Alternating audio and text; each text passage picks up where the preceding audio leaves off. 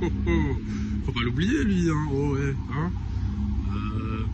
Il revient, SummerSlam, il enclenche Cena, il carry le Survivor Series War Games, il est booké comme un cochon. Très peu de catcheurs aujourd'hui, là, en 2026, sont bookés aussi fort que lui. Quand on regarde un peu l'historique, Cody, il bat Cena à SummerSlam dans un match, bon c'est un street fight. Là je vous parle de hiérarchie. Hein. Il bat Cena dans un street fight, dans un match quand même serré. Lesnar il revient, ils font un match en septembre avec Cena, il le démarre en 4 minutes. Survivor Series, il défonce tout, hein. Il éclate tout. Donc Lesnar historiquement ça reste une pièce extrêmement puissante businessment parlant en termes d'attraction, pour mettre aussi en lumière généralement le babyface qui est en face, car le perso de Lesnar c'est pas vraiment un heel mais c'est la bête, c'est le mec, il est beaucoup trop fort. Donc les gars, Lesnar dans un match, dans une affiche, c'est box office comme on appelle ça. Et les gars, il y a de fortes chances qu'il y ait une place de choix dans la Road à Mania aussi, hein. Parce que c'est Brock Lesnar tout simplement, et puis Brock Lesnar ça vend, hein. Donc Brock Lesnar, il n'est pas sur le poster de Mania 42, table de poker avec Cody, Punk et Reigns pour rien, hein. Donc, mais pareil, lui c'est vraiment une variable très, très particulière, très à part, aléatoire. On sait jamais avec Lesnar. C'est ce qui fait aussi un peu de sa magie.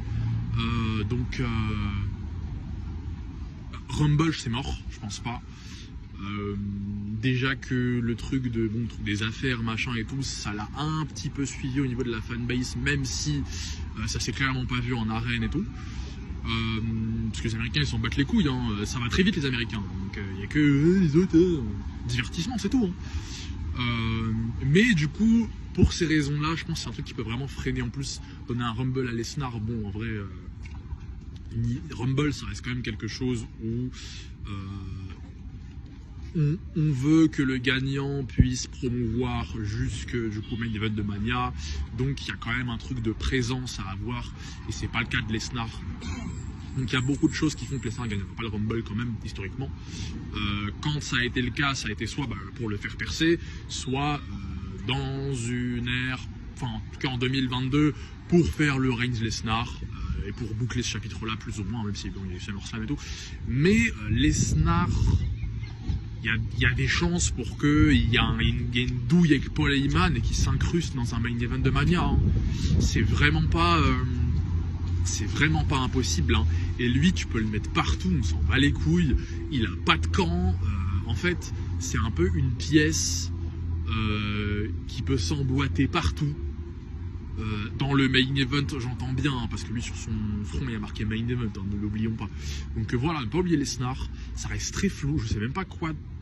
Enfin, il y a des chances pour qu'il soit dans un match de title shot, hein. De là à le gagner, ça serait quand même une dinguerie. Imaginez Reigns et Lesnar, ils sortent champions, enfin. Dinguerie, je pense pas, tu vois, mais. Attention Brock Lesnar, parce que en fait depuis son retour il est booké extrêmement fort. C'est peut-être le mec booké le plus fort à côté de Reigns quoi, et peut-être de Cody plus ou moins, un truc comme ça. Donc pas oublier Lesnar.